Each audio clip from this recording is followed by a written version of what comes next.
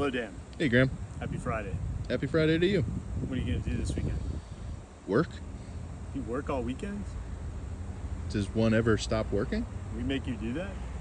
I never stop. Can't stop, won't stop. You want to ask me about this guitar? Yeah.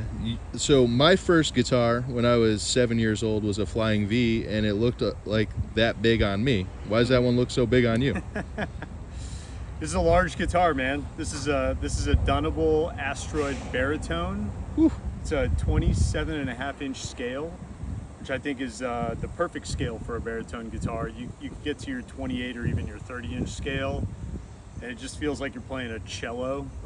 This is manageable, but longer than a standard, obviously, electric guitar scale. This guitar is made by the fine people from Dunable in California. Dunable's a great company.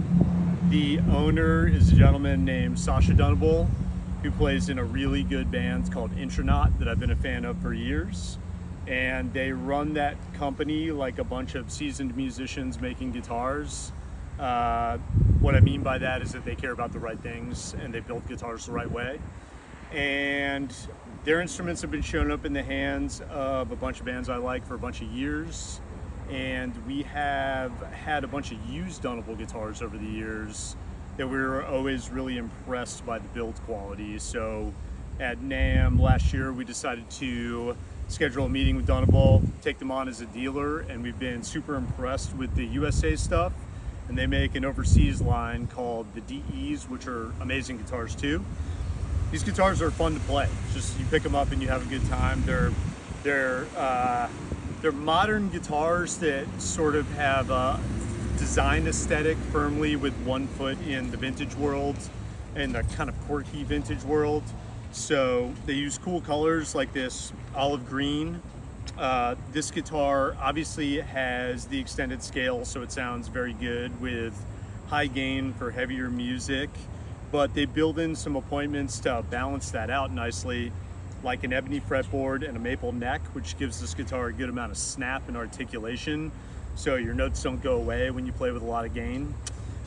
It's very light. It's actually, they selected a very light piece of swamp ash for the body.